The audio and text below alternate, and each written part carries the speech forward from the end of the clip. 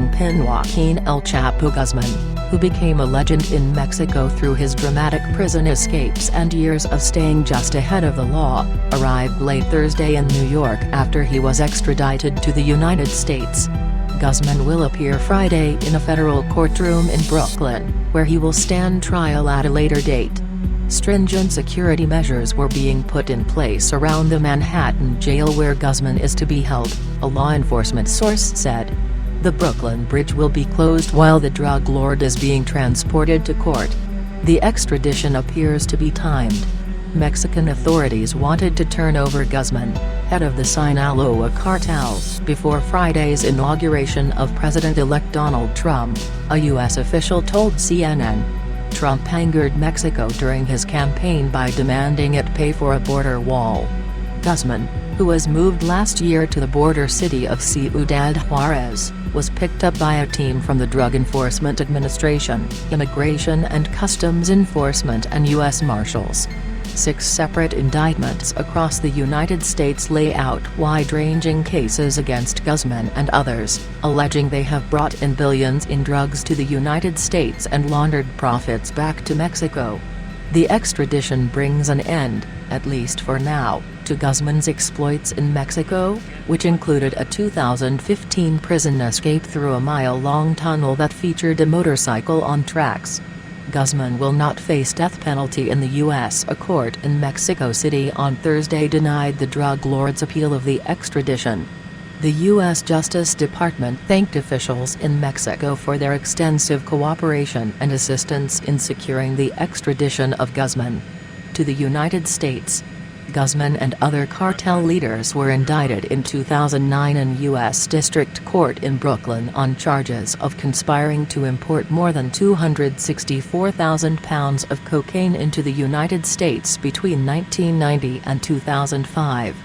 The alleged traffickers are accused of sharing drug transportation routes and obtaining their drugs from various Colombian drug organizations. Guzman also faces charges in California, Texas, Illinois, Florida and New Hampshire. Mexico's foreign ministry has said it had received assurances that if convicted Guzman would not receive the death penalty. Mexico opposes death sentences. Federal indictments describe the Sinaloa cartel as an enterprise that utilizes murder, kidnappings and bribes. The indictments refer to Guzman by various nicknames, including El Rapido, Papa, El Viejo and El Chapo, which means shorty. Guzman is 5 feet 6 inches tall. Over the years, Guzman gained near-mythic status in his home country. He has been the subject of ballads called narcoritas, a subgenre dedicated to cartels and their narco-violence. For years, the notorious cartel leader proved slippery, staying just ahead of the law. He is known for using intricate tunnel systems for both evading authorities and moving the massive quantities of drugs that made the Sinaloa cartel so powerful. Guzman's recapture in January 2016, after 6 months on the lam, represented a major success in what has been an embarrassing ordeal for Mexico.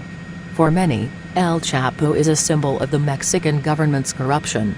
In 2001, he escaped from a prison in Jalisco in a laundry cart. Guzman was apprehended in February 2014 and escaped from Altiplano prison in July 2015 by crawling through an opening in the shower area of his cell block leading to a mile-long tunnel. In August, Guzman's son was kidnapped from a Puerto Vallarta restaurant, in what was perceived as an attempt to exploit the cartel's vulnerability. He was later freed.